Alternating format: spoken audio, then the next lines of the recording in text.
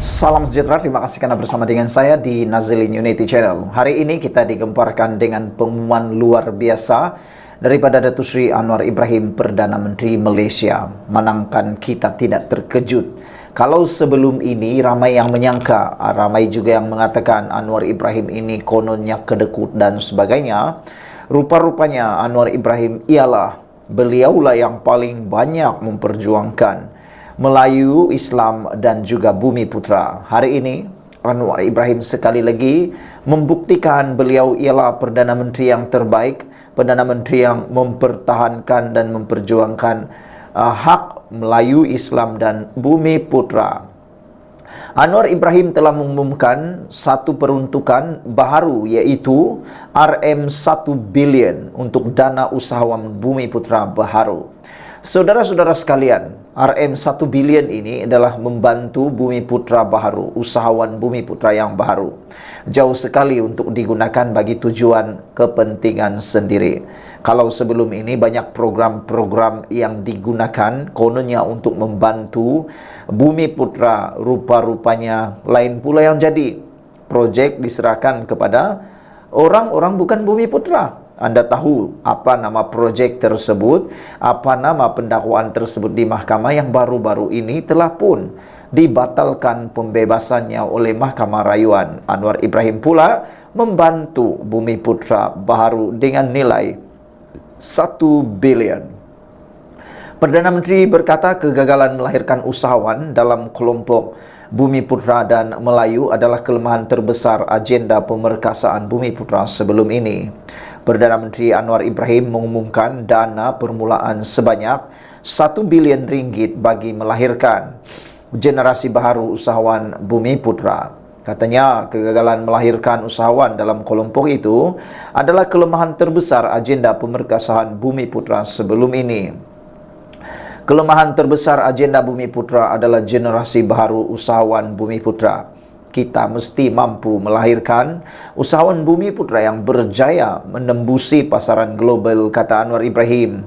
Begitu juga usahawan muda yang ramai, sebaik mereka ada petanda keupayaan untuk maju, mesti beri segala dukungan seperti disaksikan dalam kelebihan teknologi digital baharu untuk berniaga. Seperti Khairul Amin, katanya dalam majlis penutup Kongres Ekonomi Bumi Putra di Pusat Konvensyen Antarabangsa Putrajaya. Beliau berkata dana itu akan diuruskan syarikat berkaitan kerajaan GLC dan syarikat berkaitan pelaburan kerajaan GLIC. Dana itu antara lebih RM2 bilion daripada keseluruhan peruntukan yang diumumkan Anwar dalam KEB 2024. Turut diumumkannya ialah 1 bilion ringgit untuk dana pembiayaan kredit mikro Bumi Putra melalui institusi seperti BSN, Tekun Nasional dan Agrobank untuk pelbagai segmen usahawan Bumi Putra, khasnya wanita belia dan pesara tentera. Selain itu, Anwar mengumumkan 50 ekar tanah kerajaan di Bandar Malaysia dikekalkan sebagai tanah rizab Melayu. Menteri Kewangan itu menyasarkan keluasan tanah rizab Melayu di bandar akan bertambah kepada 200 ekar dalam tempoh setahun. Beliau turut mengumumkan 200 pemain industri TVET akan melatih 100,000 pelatih daripada pelbagai kaum, namun majoritinya dalam kalangan Bumi Putra yang membolehkan mereka meraih gaji sekitar 3.500 sebulan. Dana RM100 juta turut disediakan bagi penubuhan dana wakaf Mara Madani yang di-Pertuan Agong Sultan Ibrahim menawarkan diri sebagai penaung. Dalam tempoh 2 tahun, Anwar mengharapkan dana itu mampu berkembang sehingga 1 bilion ringgit. Bagi pembangunan vendor tempatan, beliau mengumumkan tabung geran padanan RM100 juta untuk syarikat kecil. Syarikat kecil ini kadangkala rasa mereka terbiar dan tersisi daripada arus perdana dan tumpuan kongres seperti ini bila maksudkan vendor kita rangkul syarikat kecil. Katanya kerajaan juga bersetuju mewujudkan Pesuruhjaya atau Suruhanjaya pekerja gig bagi melindungi hak pekerja gig seramai 1.2 juta orang, khasnya dari segi keperluan perlindungan sosial, pertikaian kontrak serta kemajuan kerjaya. Sekian dulu untuk kali ini. Jangan lupa tinggalkan komen anda, tekan butang subscribe. Malaysia kita punya, kita jaga sama-sama cintai Malaysiaku. Bye-bye. Selamat malam. Beberapa hari selepas pembebasan Muhyiddin daripada pendakwaan atau pertuduhan rasuah membabitkan beberapa kes, akhirnya ini berlaku kepada Hamzah Zainuddin. Tak sangka Hamzah Zainuddin boleh tahan juga di dalam hal ini. Ada netizen kata itu adalah air mata yang mungkin lakonan. Ada juga netizen yang mengatakan mungkin itu air mata yang gembira. Saya pun tak tahulah mana satu yang benar. Ada juga yang kata itulah kesedihan sebenar Hamzah Zainuddin apabila melihat Muhyiddin Yassin sekali lagi bakal berdepan kes rasuahnya apabila ia dikembalikan semula ke mahkamah selepas baru beberapa bulan dilepaskan daripada pertuduhan tersebut. Itulah ada 3 kemungkinan yang netizen kata. Pertama, mereka kata mungkin Hamzah Zainuddin sebab menangis saat mengetahui Muhyiddin pembebasan Muhyiddin dibatalkan serta-merta oleh mahkamah. Perkara pertama kata netizen, mungkin itu adalah air mata drama daripada Hamzah Zainuddin, kata mereka. Yang kedua, mungkin itu adalah air mata sedih yang teramat sangat sebab daripada Hamzah Zainuddin. Yang ketiga, ada juga netizen yang cuba-cuba mengaitkan tindakan Hamzah sebab menangis terhadap pendakwaan Muhyiddin itu kerana menangis gembira. Kerana ada netizen kata apabila Muhyiddin kena dakwa sekali lagi, maka adalah harapan Hamzah Zainuddin untuk menjadi presiden Parti Bersatu, kata mereka. Saya pun tak tahu mana satu yang tepat, mana satu yang betul, hanya benak Hamzah Zainuddin yang tahu. Tapi mungkin anda mempunyai pendapat yang sendiri. Anda tulislah dalam ruangan komen, mana satukah yang sebenarnya berlaku di benak dan hati Hamzah Zainuddin. Namun demikian dikabarkan Hamzah Zainuddin, Hamzah kata sebab bila Muhyiddin kena dakwa. Setiausaha Agung Parti Pribumi Bersatu Malaysia Bersatu Datuk Seri Hamzah Zainuddin sebab sewaktu menyampaikan ucapan pembukaan pada Perhimpunan Agung Khas Bersatu 2024 susulan banyak pertuduhan yang diterima Presiden parti itu Tan Sri Muhyiddin Yassin. Hamzah yang juga ahli Parlimen Larut berkata, beliau bersama perwakilan akan sentiasa bersama membantu Muhyiddin memperjuangkan nasib bangsa, agama dan negara. Marilah kita semua dalam Dewan yang mulia ini mendoakan supaya Allah memberi pertolongan kepada Tan Sri Muhyiddin yang sedang berdepan dengan bermacam-macam masalah, kata beliau. Ada netizen yang kata ialah berdoa jugalah supaya masalah anak menantu Muhyiddin ini yang melarikan diri ke luar negara segera juga dibuka hatinya untuk pulang ke Malaysia semula, kata mereka. Ini apabila menantu Muhyiddin sah bakal didakwa di mahkamah. Tapi beliau masih belum muncul-muncul, belum pulang ke Malaysia. Itu sebabnya ada netizen yang turut berdoa, bukan saja masalah Muhyiddin dapat diselesaikan, tetapi masalah negara mengesan menantu Muhyiddin turut dapat diselesaikan. Mereka juga berdoa supaya Muhyiddin terbuka hati untuk memujuk menantunya pulang ke Malaysia. Kata Hamzah Zainuddin, inilah dia pemimpin yang kita mahukan. Cekal, tabah dan sabar menghadapi cabaran yang ada. Netizen kata, baguslah kalau Muhyiddin cekal, tabah dan sabar menghadapi cabaran yang ada. Tapi kata mereka, banding dengan Anwar Ibrahim, siapakah yang lebih cekal, tabah dan sabar? Anda tentu mempunyai jawapannya. Percayalah, kata Hamzah Zainuddin, bukan hanya bersatu tetapi seluruh rakyat akan sentiasa bersama kita memperjuangkan nasib yang akan ditentukan oleh parti kita, katanya. Sebelum ini media melaporkan usul utama yang akan dibawa pada Perhimpunan Agung Khas tersebut membabitkan pindahan perlembagaan parti. Ketua Penerangan Bersatu Datuk Razali Idris sebelum ini berkongsi surat makluman mengenai Perhimpunan Agung Khas parti itu dijadual pada 2 Mac Perhimpunan Agung tersebut dijangka meminta perlembagaan parti susulan tindakan 6 ahli parlimen parti itu menyokong Anwar Ibrahim. Mengulas lanjut, Hamzah memberitahu bahwa cadangan untuk mengadakan perhimpunan khas itu telah diputuskan dalam mesyuarat pemimpin. Sekian dulu untuk kali ini, jangan lupa tinggalkan komen Anda. Bye-bye. Salam sejahtera, terima kasih karena bersama dengan saya di Nazilin Unity Channel. Hari ini sepakat ahli-ahli parlimen bersatu yang telah pun menyokong Anwar Ibrahim Sangga Muhyiddin. Mereka kata tak akan kosong kerusi kecuali mahkamah yang putuskan. Ini Anda share kepada semua orang, khususnya kepada para penyokong Perikatan Nasional Walaun, bahkan kepada semua rakyat Malaysia, bahwa 6 ahli parlimen ini belum habis cerita. Mereka tidak boleh dipecat oleh sesiapa sesenang hati, termasuklah Speaker Dewan Rakyat. Speaker Dewan Rakyat Johari Abdul belum tentu akan memecat mereka. Mungkin silap sedikit, dia akan membuat keputusan menyerahkan kepada mahkamah. Silap-silap hari bulan, dia tidak akan memecat. Kerana ingat, 6 ahli parlimen ini membuat keputusan ketika perlembagaan bersatu belum lagi digubal. Maknanya mereka tidak terikat dengan undang-undang tersebut. Jangan menghukum orang yang tidak terikat pada undang-undang sebelumnya. Itulah dia, saudara-saudara. Ahli parlimen ini menyangga Muhyiddin. Mereka kata tidak mungkin akan kosong kerusi kecuali mahkamah yang putuskan.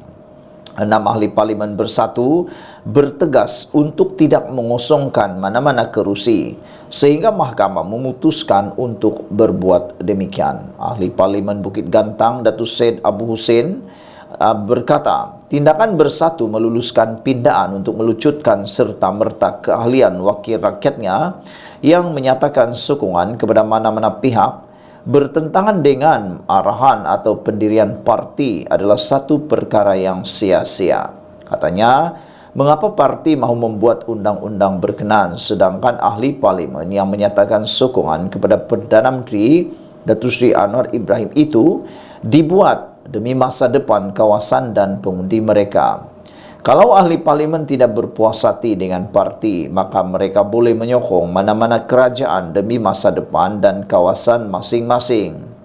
Kalau Perikatan Nasional PN dan Bersatu tidak mahu berunding dengan kerajaan untuk mendapatkan kemudahan bantu rakyat serta memberi sokongan untuk stabilkan politik, bagi saya ia satu kerja yang sia-sia untuk bendung seseorang ahli parlimen sebagai seorang pemimpin. Di pihak saya dan rakan-rakan, perkara ini sudah pun berlaku. Kami tetap akan beri sokongan kepada Perdana Menteri dan yakin bahawa Perdana Menteri ada dasar jelas dan usaha nak bantu rakyat, khususnya mengenai kos sara hidup, supaya rakyat mendapat barang keperluan dengan harga yang murah. Bagi kami akan tetap bertegas dan tidak akan kosongkan mana-mana kerusi sehingga mahkamah memutuskan, katanya ketika dihubungi hari ini. Terdahulu Bersatu meluluskan perkara 10 perlembagaan parti itu selepas mendapat sokongan 1956 perwakilan Bersatu yang hadir pada Perhimpunan Agung Khas di Pusat Convention Aidil Selayang hari ini. Pindahan perlembagaan itu dibuat susulan tindakan 6 ahli parlimen Bersatu yang menyatakan sokongan kepada Anwar sebelum ini.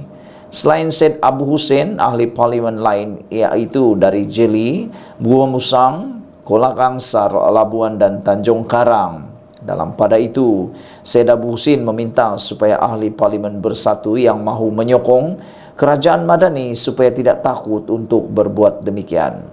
Saya menyeru mana-mana ahli parlimen untuk tidak takut dengan pindaan berkenaan. Kalau ada niat nak sokong PM, teruskan. Kerana semua peraturan ini boleh dicabar di mahkamah dan belum tentu pindaan ini akan diluluskan oleh pendaftar pertubuhan ROS atau mahkamah, kata beliau lagi. Sekian dulu untuk kali ini. Jangan lupa tinggalkan komen Anda, tekan butang subscribe. Bye-bye. Salam sejahtera, terima kasih karena bersama dengan saya di Nazilin Unity Channel. Hari ini kita digemparkan dengan keputusan daripada Parti Bersatu berkaitan dengan 6 ahli parlimen Bersatu yang telah menyokong Anwar Ibrahim. Disangkakan bahawa 6 orang ahli parlimen itu tidak akan berganjak. Namun demikian, apa yang berlaku adalah pilihan raya semula buat semula kawasan MP Bersatu yang belot. Itu kata Muhyiddin Yassin. Namun ramai netizen yang mengatakan bahwa kenapa dahulu waktu ahli-ahli parlimen PKR membelot mengkhianati parti PKR, mereka pula tak disokong oleh Muhyiddin untuk meletak jawatan, untuk mengosongkan kerusi parlimen ketika mereka menjadi pengkhianat kepada parti PKR dan Pakatan Harapan. Meskipun pada waktu itu belum ada akta anti lompat parti, namun dari segi moralnya, ia sama sahaja seperti yang berlaku pada 6 ahli parlimen bersatu yang menyokong Anwar Ibrahim. Netizen dan beberapa penganalisis politik mengatakan ianya sebenarnya perbuatan atau salah laku yang setara. Namun pada waktu itu, Muhyiddin bersama dengan geng-geng di dalam langkah Sheraton begitu teruja untuk menyokong pengkhianatan yang dilakukan oleh geng-geng seperti Azmin Ali.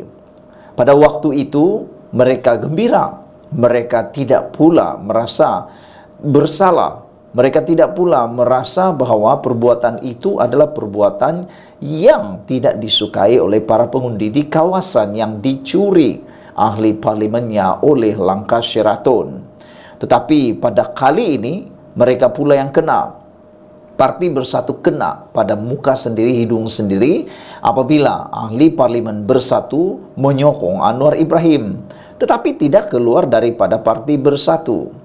Jauh lebih baik berbanding perbuatan geng-geng langkah Sheraton yang bukan sahaja meninggalkan sokongan terhadap Anwar Ibrahim pada waktu itu, tetapi juga telah secara langsung masuk Parti Bersatu seperti Azmin Ali. Bukankah itu jauh lebih teruk? Tapi ialah kan, apabila ia berkepentingan untuk mereka sendiri, mereka akan kata itu adalah hak dan kepentingan mereka sendiri. Tapi apabila 6 ahli parlimen bersatu menyokong Anwar Ibrahim, di manakah diletakkan hak mereka untuk menentukan nasib para pengundi di parlimen tersebut, yang mana akibat daripada kegagalan Perikatan Nasional berunding dengan kerajaan untuk mendapatkan peruntukan di kawasan parlimen tersebut, maka para pengundi rakyat di kawasan parlimen tersebutlah yang terabai untuk mendapatkan peruntukan di kawasan tersebut. Hari ini Bersatu berusaha mengosongkan 6 kerusi parlimen yang dipegang anggota parti itu yang baru-baru ini mengumumkan sokongan mereka kepada Perdana Menteri Anwar Ibrahim. Presiden Bersatu Muhyiddin Yassin berkata pihaknya bercadang untuk menyerahkan notis mengenai perkara berkenan kepada Speaker Dewan Rakyat selepas parti itu meminda perlembagaan berhubung keahlian. Namun demikian harus diingat, pindaan tersebut bukan boleh digunakan secara serta-merta. Ianya perlu kelulusan daripada ROS. Maka adakah ia akan mengambil masa yang singkat? Kita pun tak pasti. Dan ianya perlu proses. Kerana beberapa ahli parlimen daripada Parti Bersatu yang menyokong Anwar Ibrahim sebenarnya bersedia mengosongkan kerusi tetapi enggan meninggalkannya secara senang-senang. Mereka kata mereka tunggu mahkamah yang akan menentukan makna kata. Proses itu pasti akan mengambil masa yang sangat panjang, boleh mengambil masa sehingga 1 hingga 2 tahun kerana prosesnya amat panjang sehingga ke Mahkamah Persekutuan. Muhyiddin yang juga pengurusi Perikatan Nasional melancarkan mesyuarat agung luar biasa Bersatu hari ini yang diadakan khas untuk memperkenalkan pindaan bertujuan mencegah wakil rakyatnya berpaling tadah pada masa hadapan. Muhyiddin menyelar 6 ahli parlimen Bersatu itu menggelarkan mereka sebagai pengkhianat parti. Katanya Bersatu mahukan pilihan raya kecil di 6 kerusi itu, iaitu Parlimen Tanjung Karang, Bukit Gantang, Gola Kangsar, Gua Musang Jeli dan Labuan. Hari ini pindah supaya terhenti keahlian mereka, iaitu terwujud serta-merta dan kerusi mereka dikosongkan. Setuju soal Muhyiddin, bila dikosongkan PRK diadakan semula. Jadi kita pulangkan semula mandat kepada rakyat di 6 kawasan parlimen, kata beliau kepada perwakilan. Muhyiddin berkata dia berharap Speaker Dewan Rakyat Johari Abdul tidak akan berdolak-dalik apabila Bersatu menyerahkan notis pengosongan kerusi ahli parlimen parti itu. Saya menjangkakan tindakan ini akan mengambil langkah yang sangat panjang. Saya menjangkakan Speaker Dewan Rakyat Johari Abdul tidak akan serta-merta memecat 6 ahli parlimen itu untuk mengosongkan, mengarahkan 6 ahli parlimen itu untuk mengosongkan kerusi mereka, kerana harus diingat 6 ahli parlimen ini membuat keputusan ketika perlembagaan Parti Bersatu belum lagi dipindah. Makna kata mereka tidak terikat dengan undang-undang tersebut. Dan ingat, apapun yang berlaku, mereka masih mempunyai jalan untuk menuntut hak, yaitu melalui mahkamah. Mahkamah pula melalui proses yang sangat panjang. Harus diingat, ia harus bermula daripada rendah sehinggalah ke peringkat persekutuan. Kalau Anda masih ingat kes Najib Tun Razak, ia mengambil masa yang sangat panjang. Baru perbicaraan di peringkat rendah pun sudah mengambil masa berbulan-bulan, bahkan ada yang sehingga mengambil bertahun-tahun. Selepas itu pergi pula ke Mahkamah Rayuan. Sama ada 6 ahli parlimen ini kalah atau menang, pasti akan ada yang membawa ke Mahkamah Rayuan.